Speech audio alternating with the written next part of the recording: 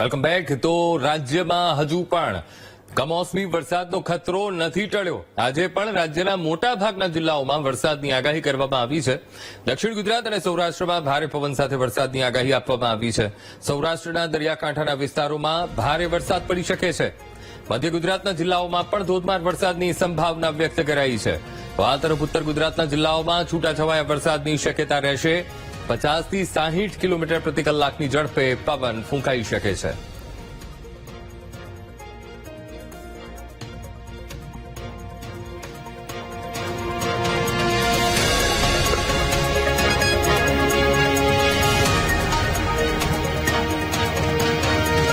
વાત કરીએ વલસાડની. વલસાડ જિલ્લાના વાતાવરણમાં પણ આજે પલટો આવ્યો છે.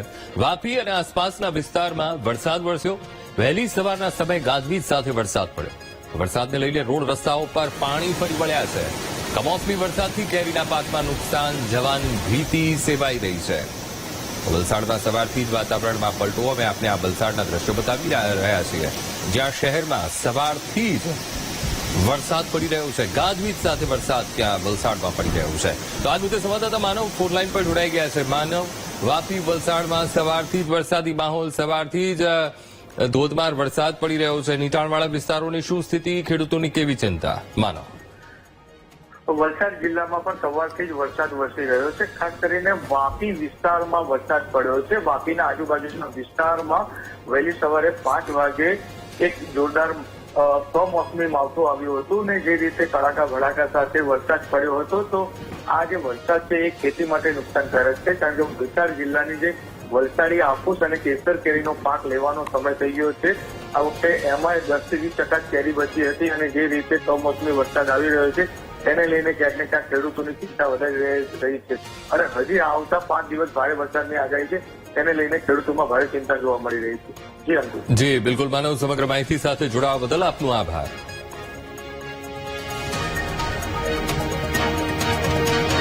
નવસારીમાં કમોસમી વરસાદે નુકસાની વેરી છે. મંકોડિયા ઈડાટવા સ્ટેશન રોડ આ વિસ્તારમાં વરસાદ પડ્યો અને ભારે પવન સાથે વરસેલા વરસાદમાં પાક ધોવાઈ ગયો. બાગાયતી પાકને નુકસાન થતા ખેડૂતોને આર્થિક નુકસાન વેઠવાનો વારો આવ્યો છે. કેરી, ચીકુ સહિતના પાકને નુકસાન થયું છે. ડાંગરનો તૈયાર પાક વરસાદમાં પલળી ગયો છે. આ મુદ્દે સંવાદદાતા રાકેશ ફોનલાઈન પર. રાકેશ, નવસારીમાં પણ કમોસમી વરસાદ અને જેના કારણે ખેડૂતોને નુકસાન. કેટલું નુકસાન, રાકેશ?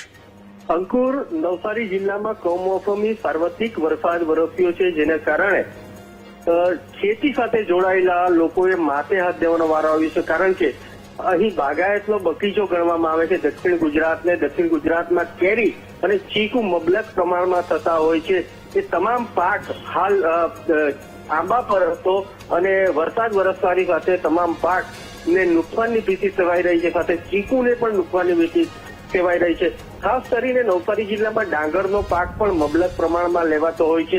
50,000 જેટલા હેક્ટરમાં ડાંગરનો પાક લેવાતો હોય છે. ખેડૂતો ઉનાળો ડાંગર કરીને હજુ પોતે જે કંઈ કટિંગ કરવાનું હતું, કટિંગ કરવાની તૈયારીમાં જોતરાયા હતા, ત્યારે મુશળધાર વરસાદે તમામ પાકને નિષ્ફળ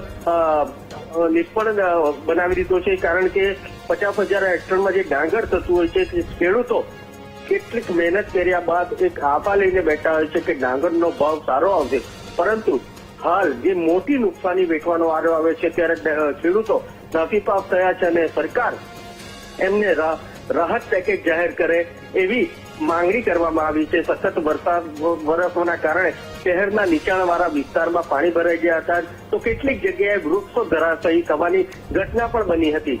અંકુર. જી બિલકુલ રાકેશ, સમગ્ર માહિતી સાથે જોડાવા બદલ આપનો આભાર.